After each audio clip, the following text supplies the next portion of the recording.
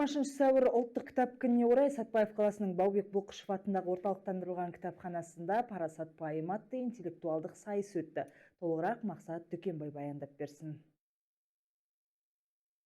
Зияткерлік ойынға екі команда қатысып, әр топта 3 ойыншыдан өнер көрсетті. Ойын жалпы бірнеше кезеңнен құралды. Парасат және зерде топтары бірнеше кезең бойынша сұрақтарға жауап беріп, білімдерін сарапқа салды. Әр дұрыс жауап үшін ұпай ғана емес, қаржылай сыйақы да қарастырылды.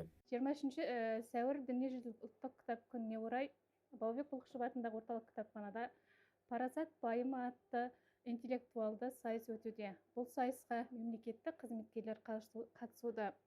Бұл ойын тек білім сайысы емес, ой ұшқырлығы мен парасаттың тереңдігін пайымдайтын сайыс болғалы тұр. Және де сайысымыз 4 кезеңнен тұрады. Сайыста әрбір қатысушының ой ұшқырлығын, білім деңгейін және де парасат пен пайымын анықтайтын боламыз. Барша қатысушыларға сәттілік тілейміз. Сайыс барысында қатысушылар тек жалпы білімдерін ғана емес, логикалық ойлау және жылдам шешім қабылдау қабілеттерін де көрсетті. Екінші кезеңде кітап атаулары ребус түрінде ұсынылып, ойыншылар оларды табуға тырысты. Одан кейін кино үзінділері көрсетіліп, қатысушылар фильм атауларын анықтады, ал келесі бөлімде танымал тұлғаларды сурет арқылы таныды. Шешуші кезеңде блиц сұрақтар қойылып, ойынның тартысы одан әрі күшейе түсті. Бүгін міне мемлекеттік қызметшілер және азаматтық қызметшілер арасында міне осындай жақсы ойын, зияткерлік ойын ұйымдастырылып отыр. Оның ұйымдастырушы орталықтандырылған кітапханалар жүйесі ұлттық кітап күніне арналған бір жақсы ойын өтті, мәнді де мазмұнды деп ойлаймыз.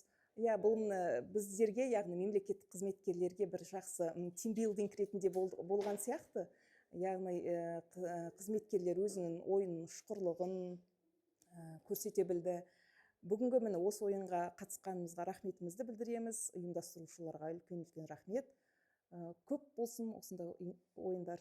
Ерекше форматтағы соңғы кезеңде қатысушылар өз ұпайларын бәске тігіп тәуекелге барды. Бұл кезеңде командаларға бір ғана сұрақ қойылып, ойын қорытындысы жинақталған ұпай саны бойынша анықталды. Нәтижесінде зерде командасы 6000 теңге жинап, жеңіске жетті. Жеңімпаздар мен барлық қатысушыларға арнайы сыйлықтар табысталып, шара соңында естелікке суретке түсу рәсімі өтті. Ұйымдастырушылардың айтуынша, мұндай интеллектуалды ойындар жастардың білімге деген қызығушылығын арттырып, ой өрісін дамытуға ықпал етеді. Бүгінгі «Парасат пайымы» деген интеллектуалдық сайысқа қатысушы болып ойнадым. Маған ойын өте қызық болды, тартысты және де табысты ойындардың бірі болды. Жүргізушілерге және де осы жарысты ұйымдастырушыларға үлкен алғысымды білдіремін. Жарыс соңында құнды кітаппен және де өзіме керекті сыйлығымды алдым. Қатысушыларға да және де ұйымдастырушыларға да көп рахмет. Мақсат Дүкенбай, Ақшам телеарнасы, Сәтпаев.